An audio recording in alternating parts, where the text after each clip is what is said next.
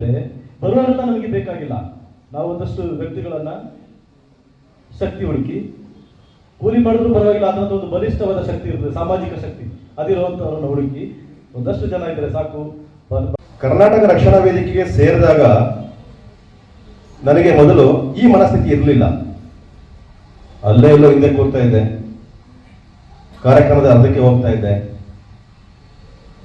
ಇವಾಗ ನಾನು ಇಷ್ಟೊಂದು ಜವಾಬ್ದಾರಿ ತಗೊಂಡು ಸಂಘಟನೆ ಇದ್ದೀನಿ ಅಂದ್ರೆ ಅದಕ್ಕೆ ಕಾರಣಗಳು ನಮ್ಮ ಅಧ್ಯಕ್ಷರುಗಳೇ ಅದಕ್ಕೆ ಕಾರಣ. ನಿಮ್ಗೆ ಗೊತ್ತಿರ್ಬೋದು, ಸಂಘಟನೆಗೂ ಮತ್ತೆ ರಾಜಕೀಯ ಪಕ್ಷಗಳಿಗೂ ತುಂಬಾ ವ್ಯತ್ಯಾಸಗಳಿದೆ. ಇವತ್ತು ಯಾವ್ದಾದ್ರು ಒಂದು ರಾಜಕೀಯ ಪಕ್ಷದ ಕಾರ್ಯಕ್ರಮ ಆಗಿದ್ದಿದ್ರೆ ವಿನೋದ್ ಅವರು ಇವತ್ತು ಈ ಹಾಲ್ನ ಫುಲ್ಲು ತುಂಬಿಸಿ ಜನಗಳನ್ನ ಹೊರಗೂ ನಿಲ್ಲಿಸಿ ಕೂಲಿ ಜಾಗ ಇದ್ದ ರೀತಿಯಲ್ಲಿ ಒಂದು ಅದ್ದೂರಿ ಕಾರ್ಯಕ್ರಮ ಮಾಡಬಹುದಿತ್ತು. ಹೇಗೆ? ಎಲ್ಲರಿಗೂ 500 ರೂಪಾಯಿ ದುಡ್ಡು, ಬಿರಿಯಾನಿ ಊಟ, ಒಂದೊಂದು ಕ್ವಾರ್ಟರ್ ಕ್ಷಣರು ಹೇಳ್ತಾ ಇದ್ದಾರೆ. ಯಾಕೆ ಈ ಮಾತು ಹೇಳ್ತಾ ಇದ್ದೀನಿ ಅಂದ್ರೆ, ಸಂಘಟನೆಗೆ ಅಂತವರ ಅವಶ್ಯಕತೆ ನಿಜವಾಗ್ಲೂ ಇಲ್ಲ. ನೀವೆಲ್ಲ ನೋಡಿರ್ಬೋದು, ಹಳ್ಳಿ ಕಡೆ ಈ ಭತ್ತನ ಗಾಳಿಗೆ ತೂರ್ತಾ ಇರ್ತಾರೆ. ಯಾಕೆ ತೂರ್ತಾರೆ ಅಂದ್ರೆ, ಮೇಲಿಂದ ಭತ್ತನ ಬಿಟ್ಟಾಗ ಗಾಳಿಗೆ ಜೊಳ್ಳು ಒಟ್ಟು ಎಲ್ಲ ಗಾಳಿಗೆ ಹಾರ್ಕೊಂಡು ಹೋಗ್ತದೆ, ಗಟ್ಟಿ ಭತ್ತ ಮಾತ್ರ ನಮಗೆ ಸಿಗ್ತದೆ. ಇವತ್ತು ನೀವು ಕೂತಿರೋರೆಲ್ಲ ಆ ಗಟ್ಟಿ ಮನಸ್ಥಿತಿ ಇರಂತ ಕರ್ನಾಟಕ ರಕ್ಷಣಾ ವೇದಿಕೆ ಬೇಕಾದಂತ ಸೈನಿಕರು ಅಂತ ಹೇಳಿ ಇಷ್ಟಪಡ್ತೀನಿ ಸ್ನೇಹಿತರೆ. ಯಾವುದೇ ಒಂದು ಕಾರ್ಯಕ್ರಮ ಆಗಲಿ, ಸಂಘಟನೆ ಆಗಲಿ, ಯಾವುದೇ ಕೆಲಸನ ಮೊದಲಿಗೆ ಮಾಡುವಾಗ ಯಾರು ಕೂಡ ಸಕ್ಸಸ್ ಅನ್ನ ಕಾಣ್ಲಿಕ್ಕೆ ಸಾಧ್ಯ ಇಲ್ಲ. ಇದೇ ನಿಮ್ಗೆಲ್ಲ ಗೊತ್ತಿರ್ಬೋದು, ಇನ್ಫೋಸಿಸ್ ಎನ್ನುವಂತ ಒಂದು ಸಂಸ್ಥೆ, ನಾರಾಯಣ ಮೂರ್ತಿ ಅವರ ಇನ್ಫೋಸಿಸ್ ಅನ್ನುವಂತ ಒಂದು ಸಂಸ್ಥೆ, ಇದೇ ನಾರಾಯಣ ಮೂರ್ತಿ ಅವರ ಸಂಸ್ಥಾಪಕರವರು ಕಟ್ಟುವಾಗ ಮೊದಲಿಗೆ ಅವರು ಈ ಟೆಂಟ್ ಹಾಕೊಂಡು ಶೆಡ್ ನಲ್ಲಿ 4 ಜನ ಅವರ ಸ್ನೇಹಿತರು ಮಾತ್ರ ಫಸ್ಟ್ ಶುರು ಮಾಡಿದ್ದು. ಅವತ್ತು ಇನ್ಫೋಸಿಸ್ ಇಷ್ಟು ದೊಡ್ಡ ಮಟ್ಟಕ್ಕೆ ಬೆಳೆದಿರಲಿಲ್ಲ. ಅವತ್ತು ತುಂಬಾ ಜನ ನೆಗಾಡಿದ್ರು, ಇದಾಗುತ್ತಾ ಇವ್ರ ಕೈಯಲ್ಲಿ, ಸಾಧ್ಯನಾ ಹಾಗೆ ಅಂತ ಇಲ್ಲ. ಹೇಗೆ ಇದಕ್ಕೆಲ್ಲ ತಲೆ ಕೊಡದೆ ಅದೇ ನಾರಾಯಣಮೂರ್ತಿ ಮತ್ತು ಅವರ ಸ್ನೇಹಿತರು ಶುರು ಮಾಡಿದ್ರು. ಇವತ್ತು ಪ್ರಪಂಚದಾದ್ಯಂತ ಎಷ್ಟೋ ಲಕ್ಷಾಂತರ ಜನಗಳಿಗೆ ಕೆಲಸ ಕೊಟ್ಟಿದೆ ಇನ್ಫೋಸಿಸ್. ಭಾರತದ ಒಂದು ಸಂಸ್ಥೆ ಅಂತ ಹೇಳಿ ಭಾರತವನ್ನು ಎತ್ತಿ ಹಿಡಿದಿದೆ. ಯಾಕೆ ಈ ಮಾತು ಹೇಳ್ತೀನಿ ಅಂದ್ರೆ, ಇವತ್ತು ನೀವು ಸೇರಿದಂತೆ ಇಲ್ಲಿ ಇಷ್ಟು ಜನ ಮನಸ್ಸು ಮಾಡಿದರೆ ಮುಂದಿನ ದಿನಗಳಲ್ಲಿ ಖಂಡಿತವಾಗ್ಲೂ ಈ ಹಾಲ್ನ ಭರ್ತಿ ಮಾಡಬಹುದು. ಸಾಧ್ಯನಾ? ಮಾಡ್ಬೋದಾ? ಇಷ್ಟು ಭರವಸೆ ಇದ್ರೆ ವಿನೋದ್ ಅವ್ರಿಗೆ ಮತ್ತಷ್ಟು ಆನೆ ಬಲ ಜಾಸ್ತಿ ಆಗ್ತದೆ ಅಂತ ಹೇಳ್ತಾ ಇದ್ದೀನಿ ಸ್ನೇಹಿತರೆ.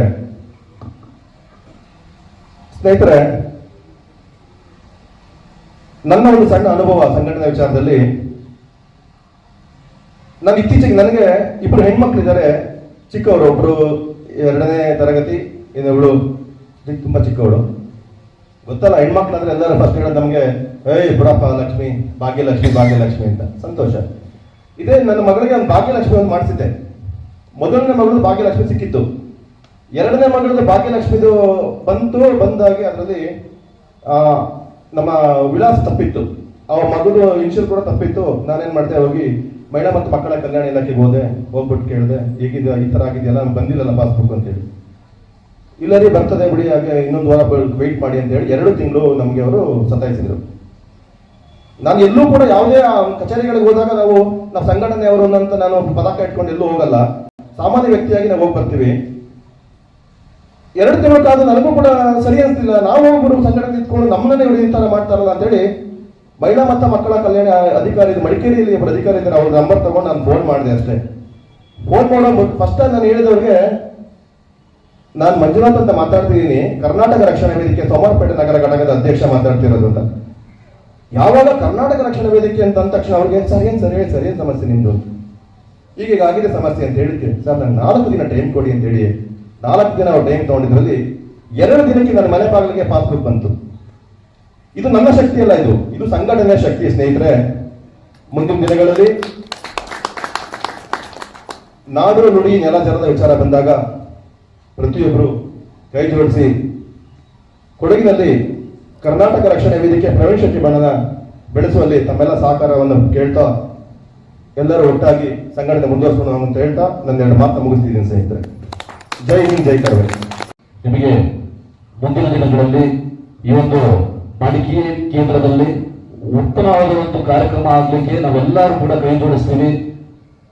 ಕುಶಾಲನಗರ ತಾಲೂಕು ಆಗಿರ್ಬೋದು, ಸೋಮವಾರಪೇಟೆ ತಾಲೂಕು ಆಗಿರ್ಬೋದು, ಇನ್ನು ನಮ್ಮ 2 ತಾಲೂಕುಗಳಲ್ಲಿ ತಾಲೂಕು ಅಧ್ಯಕ್ಷರ ಆಯ್ಕೆ ಆಗಿಲ್ಲ. ನಾನು ಮೊನ್ನೆ ಕೂಡ ಗ್ರೂಪಲ್ಲಿ ಚರ್ಚೆ ಮಾಡುವಾಗ ಅದನ್ನ ಹೇಳಿದೆ, ಜಿಲ್ಲಾಧ್ಯಕ್ಷರಿಗೆ 2 ತಾಲೂಕಿಗೆ ಅಧ್ಯಕ್ಷರು ಮಾಡಬೇಕು.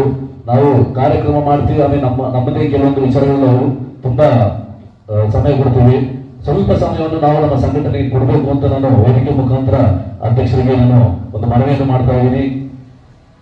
ಕಾರ್ಯಕ್ರಮದ ಭಾಗವಾಗಿ ಮಾತಾಡಬೇಕು ಅಂತ ಹೇಳಿದ್ರೆ, ನಾವು ಈ ಒಂದು ಕಾರ್ಯಕ್ರಮ ಇವತ್ತು ಸ್ವಲ್ಪ ಸಮಯದ ವ್ಯತ್ಯಾಸಗಳಾಗಿರ್ಬೋದು, ಆದರೆ ಮಡಿಕೇರಿಯಲ್ಲಿ ಈಗ ಸೋಮವಾರಪೇಟೆಯಿಂದ ಕುಶಾಲನಗರದಿಂದ ಎಲ್ಲ ನಮ್ಮ ಸ್ನೇಹಿತರು, ಎಲ್ಲ ಘಟಕದ ಅಧ್ಯಕ್ಷರುಗಳು, ವಿವಿಧ ಜವಾಬ್ದಾರಿಗಳಿರುವಂತ ಎಲ್ಲರೂ ಕೂಡ ಆಗ್ಮಿಸಿದ್ರ.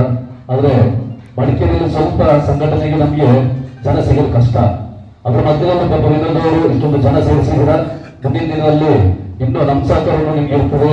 ಮಡಿಕೇರಿಯಲ್ಲಿ ಒಂದು ಒಳ್ಳೆ ಒಂದು ಸಂಘಟನೆ ಆಗ್ಬೇಕು, ಅದರಿಂದ ಸಂಘಟನೆ ಇನ್ನೂ ಬಲಪಡಿಸಬೇಕು ಅನ್ನೋ ಒಂದು ಸಣ್ಣ ಒಂದು ಮನವಿಯನ್ನು ತಮಗೂ ಮಾಡ್ತಾ, ನಾವು ಬೇರೆ ಏನು ನವೆಂಬರ್ ಅಲ್ಲಿ ಏನು ಕನ್ನಡಿಗರಾಗಿ ಇರಬಾರ್ದು ಅಂತ ಈ ಹಿಂದೆ ನಾವು ನವೆಂಬರ್ ತಿಂಗಳಲ್ಲಿ ಮಾಡಿದ ಕಾರ್ಯಕ್ರಮದಲ್ಲಿ ಮಾತಾಡೋದು.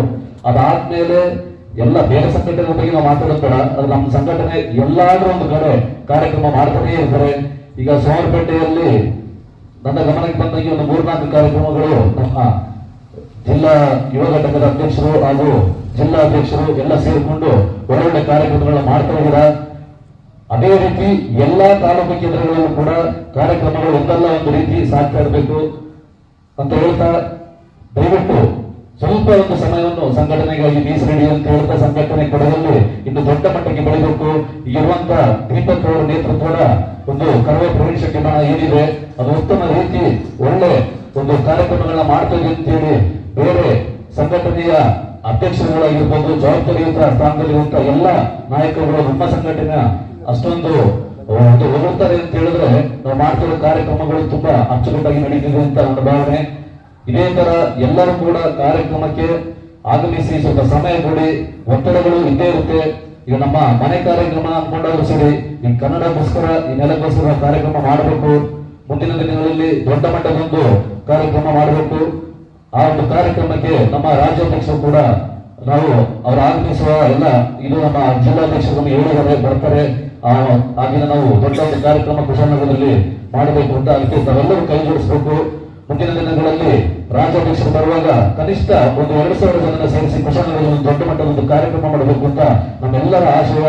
ತಾವು ಇದಕ್ಕೆಲ್ಲ ಕೈ ಜೋಡಿಸಿ ಮುಂದಿನ ಕಾರ್ಯಕ್ರಮಕ್ಕೆ ಯಶಸ್ವಿಗೆ ತಾವೆಲ್ಲರೂ ನಮ್ಮೊಂದಿಗೆ ಕೈ ಜೋಡಿಸಬೇಕು ಅಂತ ಹೇಳ್ತಾ ನಾನು ಮಾತು ಮುಗಿಸ್ತೀನಿ. ಜೈ ಕನ್ನಡ, ಜೈ ಕನ್ನಡ.